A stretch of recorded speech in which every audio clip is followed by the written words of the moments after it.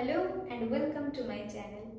আমি সঙ্গীতা, আর আজ থেকে আমরা শুরু করতে চলেছি গ্রামারের একটা সিরিজ, যেখানে আমরা একদম বেসিক থেকে অ্যাডভান্স লেভেল পর্যন্ত গ্রামার শিখব। তো আজকে আমাদের ক্লাস শুরু হতে চলেছে সেন্টেন্সকে নিয়ে। Sentences according to their meaning, purpose and function. আমরা দৈনন্দিন জীবনে অনেক বাক্য ব্যবহার করে থাকি, কিন্তু সেগুলো কিছু উদ্দেশ্য নিয়ে, কিছু অর্থ বহন করে, অথবা কোনো বেসিক ফাংশন নির্দেশ করার জন্য। অর্থাৎ আমরা সেন্টেন্সকে কতগুলো ভাগে ভাগ করতে পারি তাদের বলার ধরন অনুযায়ী। সেই ভাগগুলো আমরা আমাদের পরের ক্লাসে শিখব। আজ আমরা জেনে নিই সেন্টেন্স কাকে বলে।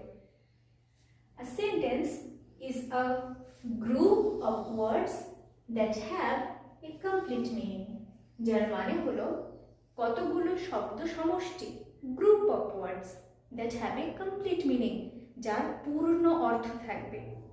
লাইক ফর এক্সাম্পল, আমরা নিচের দিকে আসছি, ম্যান ইটস গ্রাস, মানুষ ঘাস খায়। Does it have a complete meaning? No, it is an irrational statement.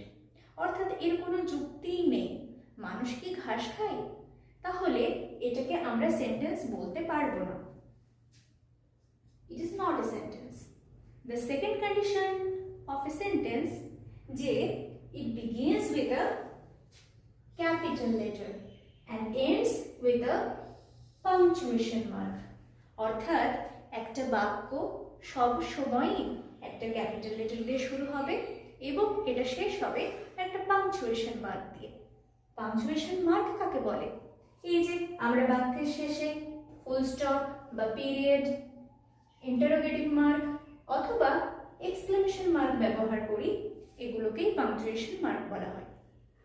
And the third condition of a sentence যে it must have proper grammatical structure. অর্থাৎ একটা সেন্টেন্সের যথোপযুক্ত গ্রামাটিক্যাল স্ট্রাকচার হতে হবে।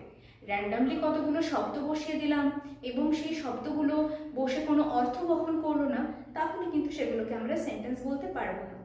অর্থাৎ যেমন ম্যান ইটস গ্রাস, আমরা প্রথম এক্সাম্পলটাকেই নিচ্ছি। এমটা তো ক্যাপিটাল হয়েছে আমাদের সেকেন্ড শর্ত অনুযায়ী, তারপরে বসেছে ইটস, এটা একটা ক্রিয়া অর্থাৎ ভার্বস, যা আমরা পরের ক্লাসগুলোতে শিখব।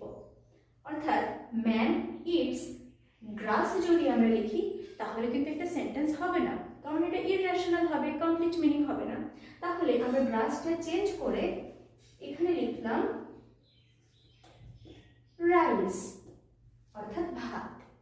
ম্যান ইটস রাইস, মানুষ ভাত খায়। হ্যাঁ, এটা তো কমপ্লিট সেন্স হচ্ছে এবং এটা শুরু হয়েছে ক্যাপিটাল লেটার দিয়ে, শেষ হয়েছে একটা পাংচুয়েশন মার্ক দিয়ে, এবং এটার একটা গ্রামাটিক্যাল স্ট্রাকচার রয়েছে। অর্থাৎ সাবজেক্ট, তারপরে ভার্ব, তারপরে অবজেক্ট। সেই জন্য এই ফার্স্ট সেন্টেন্সটাকে আমরা সেন্টেন্স বলতেই পারি। এটা কত আইরনিক্যাল না? আমরা সেন্টেন্স বোঝাতে গিয়ে আমাদের সেন্টেন্স কথাটাই বারবার ব্যবহার করতে হয়।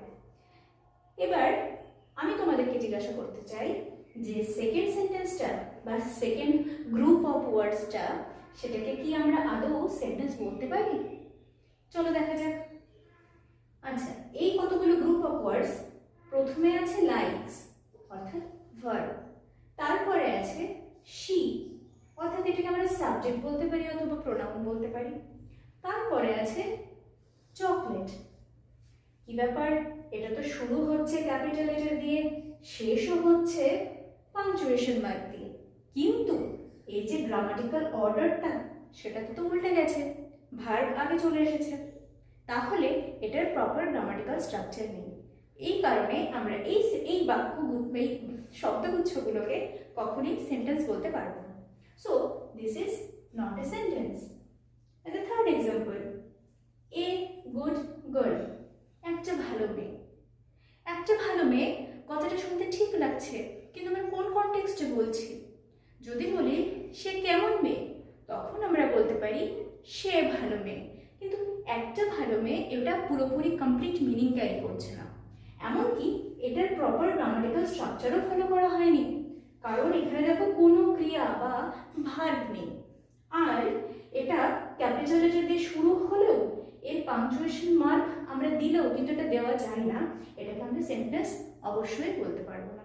So the third example is also not a sentence.